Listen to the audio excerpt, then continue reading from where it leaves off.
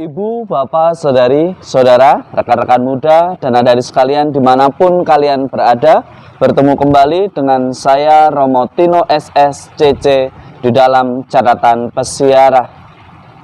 Di dalam persiaran hidup ada yang namanya komitmen, dan komitmen itu sangat berarti ketika kita mampu menjadi setia dan menjadi pribadi yang bisa dipercaya.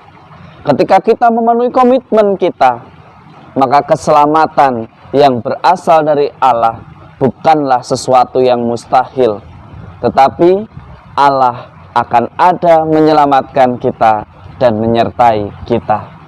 Sebelum kita mendengarkan permenungan dari catatan pesiarah, marilah kita membuat tanda kemenangan Kristus dalam nama Bapa dan Putera dan Roh Kudus. Amin. Allah Bapa Maha Luhur, Engkau tidak pernah meninggalkan kami sendirian. Ajarilah kami tahan uji, menghidupi salib tanda kehinaan, agar kami semakin layak dan pantas berbakti kepadamu. Kuatkanlah hati kami, agar kami pun menjadi pribadi yang pantas untuk dipercaya akan tanggung jawab dan komitmen yang telah kami buat. Siapkanlah kami, kuatkanlah hati kami, agar kami tetap selalu setia.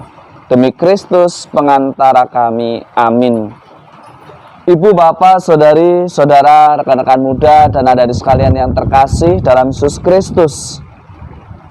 Di dalam kitab Bilangan kita melihat, dan jika kalian membaca sebuah kisah bagaimana bangsa pilihan banyak yang mati di dalam perjalanan karena terpagut oleh ular. Di sana dikisahkan bahwa mereka merasa tidak dihargai, mereka merasa ditinggalkan oleh Tuhan, mereka merasa dibawa oleh Musa pada kematian. Lalu ia menyalahkan Tuhan. Mengapa engkau membawa kami untuk mati? Lalu murkalah hati Allah. Mereka banyak yang meninggal karena terpatuk oleh ular. Maka berbondong-bondonglah bangsa pilihan itu kepada hamba Allah. Lalu Musa berdoa. Dan barang siapa yang dipatuk oleh ular, melihat ular tembaga yang ditinggikan di padang gurun, mereka menjadi sembuh. Ketika kita tidak setia pada komitmen yang sudah kita buat, ancamannya adalah nyawa. Ketika kita tidak bisa memegang komitmen kita, bahaya sudah ada di hadapan kita. Jangan kita mudah membuat komitmen tetapi kita tidak setia dan tidak bisa dipercaya sebagai pribadi yang bisa memegang komitmen. Maka perlu belajar, perlu introspeksi diri. Kadang ketika kita komitmen, biasanya yang di luar akan menjadi lebih menarik. Biasanya sesuatu yang kita hindari justru menggoda kita. Sesuatu yang menuntut kita untuk tanggung jawab kadang ada kecenderungan untuk dilanggar.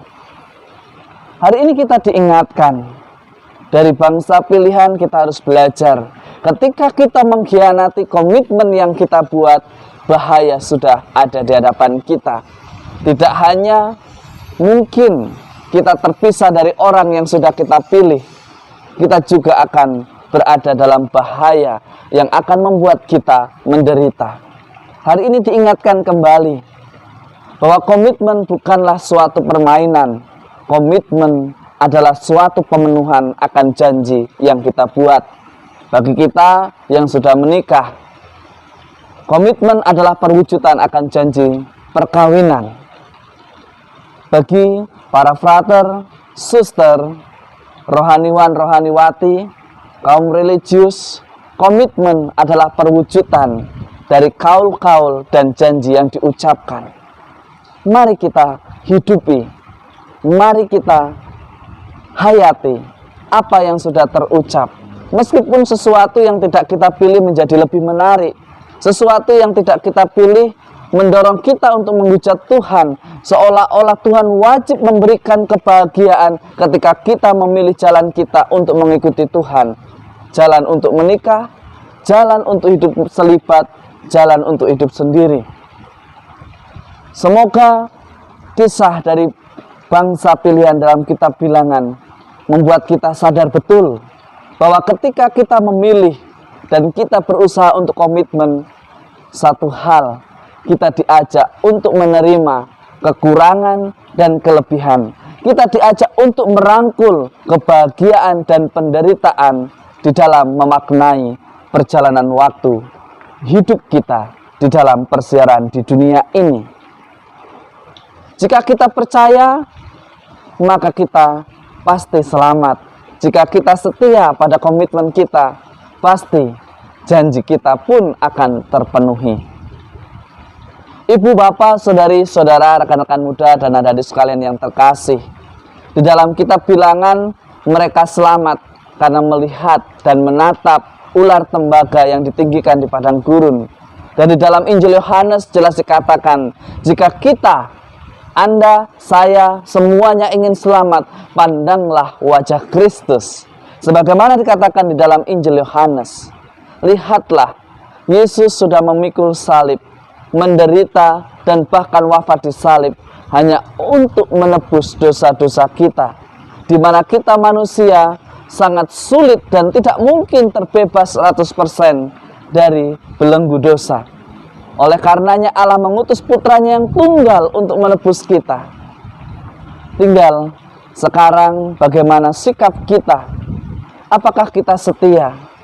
Apakah kita menjadi anak-anak Allah yang bisa dipercaya untuk selalu menghidupi dan menjalankan apa yang menjadi iman kita? Jangan kita lalu menghina, menghujat Allah hanya karena apa yang kita impikan berbeda dengan kenyataan. Apa yang kita inginkan belum terwujud di dalam kehidupan kita. Allah punya maksud lain. Allah akan memberikan segala sesuatunya tepat pada waktunya, ketika kita taat dan setia pada komitmen iman kita, pada tujuan hidup yang utama di dalam persiaran hidup kita. Semoga berkat Tuhan senantiasa melindungi dan memberkati kita, dalam nama Bapa dan Putera dan Roh Kudus. Amin. Sebuah janji akan menjadi kenyataan ketika dari kedua sisi yang membuat janji memegang komitmen yang sama. Sudahkah kita memegang komitmen yang sama, berusaha untuk terbebas dari dosa, karena Allah sudah menebus kita? Bagaimana dengan usaha kita? Sudahkah kita berusaha, ataukah kita justru lebih sering menghujat Tuhan yang kita rasakan menjauh dari kita? Padahal bukan Dia yang menjauh, tetapi kita yang mengingkari janji kita. Selamat beraktivitas, Tuhan memberkati. Amin.